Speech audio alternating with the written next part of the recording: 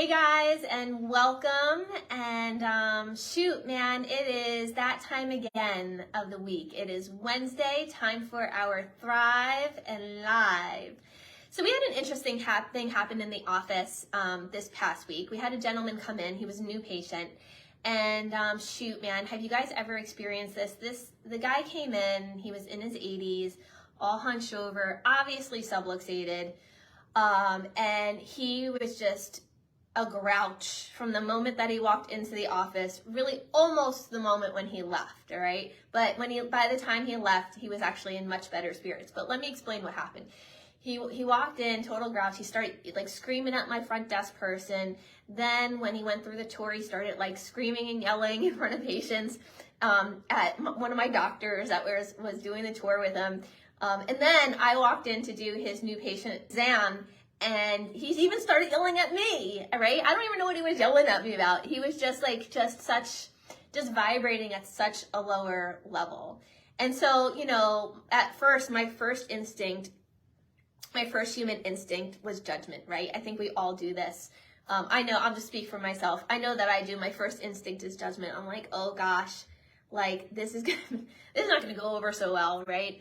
But my second emotion was empathy. And, you know, when we start to learn why people do what they do and why they feel the way that they feel and how to communicate on a higher level and how to transition people out of that slump of anger and frustration and guilt, whatever it was that man was holding on to, and how to raise them up to a higher vibrational frequency of just more peace or more love or more forgiveness, whatever it may be. Once we start to learn that we have the power to do that, things change really quickly and we change a lot of lives.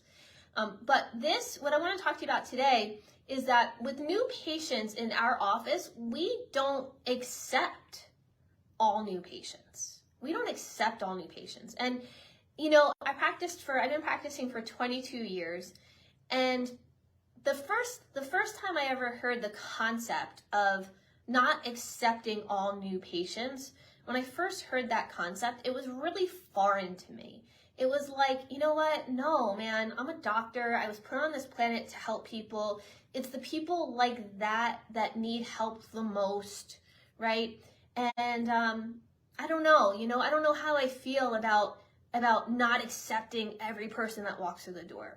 Well, I kind of changed my mindset on that the longer that I've been in practice and the more experience that I've went through, and when I started learning higher communication skills and getting these tools, I changed my mindset on that a little bit. And there's three reasons why. And there's three reasons why we don't accept all new patients in our practice. And so the first one is that when we shift our mindset from I have to accept everybody, I have to convince everybody that they need chiropractic care, I have to get everybody under care in my office, that's more of like a tight, kind of gripping, maybe a little bit of scarcity kind of mindset, right?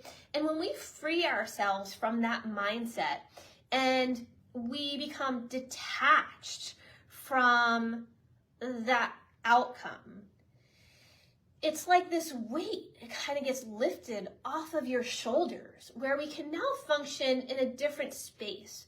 We can now function in a space of, you know what?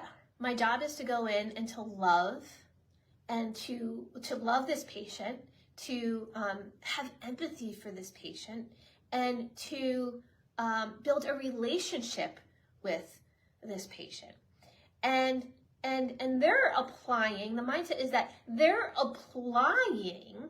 coming to you for help. You're not going to them because you need them as a patient. They're coming to you for your help.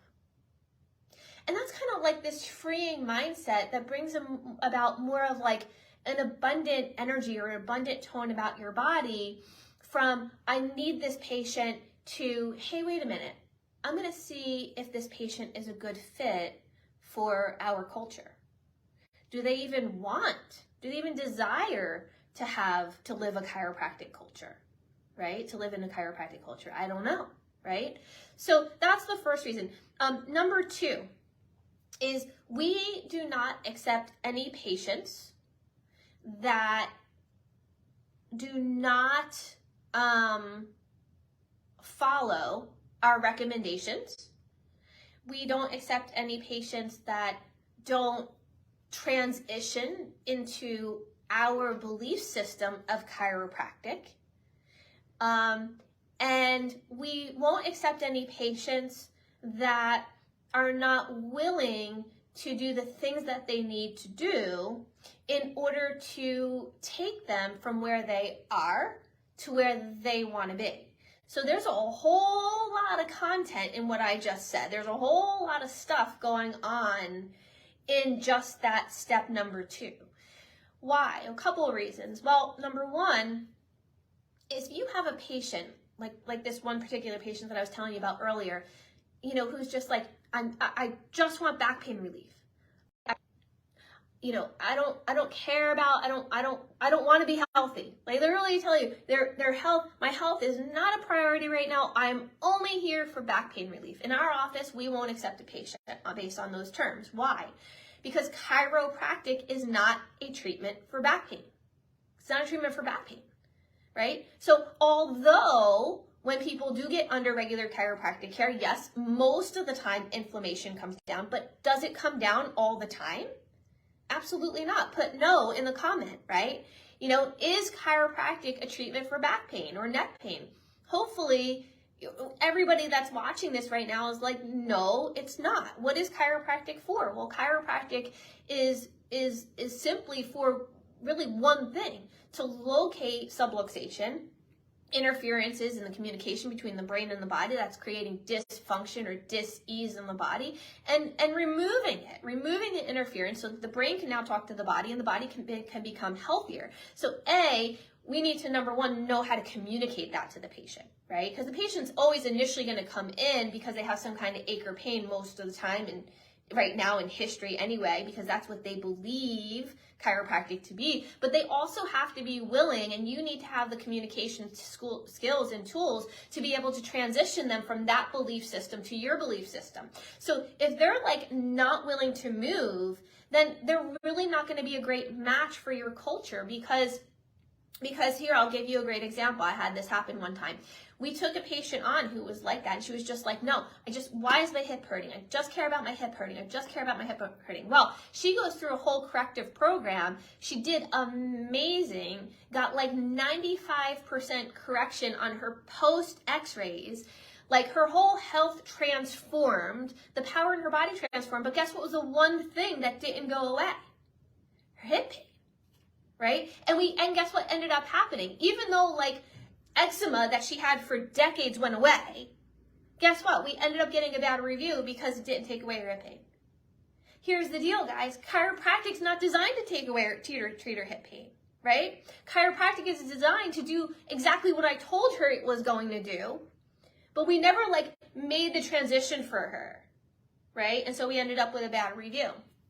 And there are some people that are just not going to make that transition. So we won't accept patients just based off of pain relief or pain treatment at all. Okay, and then number three, I call it the science of the energy vampire. The science of the energy vampire, right? And I really encourage you guys. I really always encourage myself, and this is something I work on every single day, is to operate from a place of love. Right? A place of love, a place of empathy, a place of understanding. We are all human. But also if we've been in chiropractic practice for, maybe anything over 6 months, you've all experienced energy vampires and patients that just take up your emotional energy every single time they come in. And not only do they take up your emotional energy and your team's emotional energy, but they also take up other practice members' emotional energy. Okay, have you ever had that happen? So in 22 years of practice, I've had that happen. And so what that does is it puts a hole, or it puts a fracture, it puts a break in your practice culture. Why? Because imagine this, picture this.